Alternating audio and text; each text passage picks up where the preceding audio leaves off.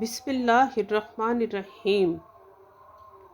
اور جب ہم نے فرشتوں کو حکم دیا کہ آدم علیہ السلام کے آگے سجدہ کرو تو وہ سب سجدے میں گر پڑے، مگر شیطان نے انکار کیا اور غرور میں آ کر کافر بن گیا۔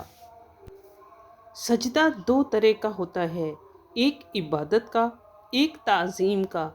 عبادت نہایت ذلت کو کہتے ہیں، اور خدا تعالی نہیں چاہتا کہ انسان اس کے سوا کسی اور کے آگے ذلت اختیار کرے۔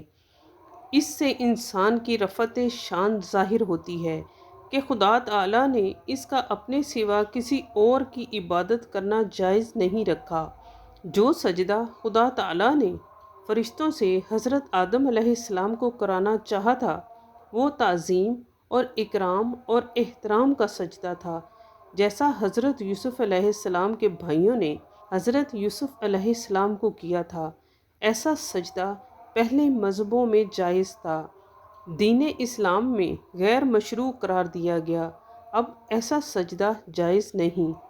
شیطان نوع جن سے تھا، بڑی عبادت کیا کرتا تھا اور بڑا علم رکھتا تھا۔ کثرت عبادت کے سبب سے فرشتوں کا درجہ مل گیا تھا۔ یہی سبب ہے کہ جب خدا تعالی نے فرشتوں کو حکم دیا کہ حضرت آدم علیہ السلام کو سجدہ کریں تو اس خطاب میں وہ بھی داخل تھا، چونکہ اس کی پیدائش آگ سے ہوئی تھی اور حضرت آدم علیہ السلام کی مٹی سے، اور آگ کو مٹی پر فوقیت ہے۔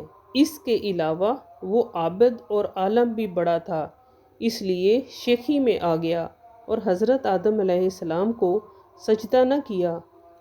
خدا تعالی نے اس کبر و غرور اور نافرمانی کے سبب اسے مردود کر دیا۔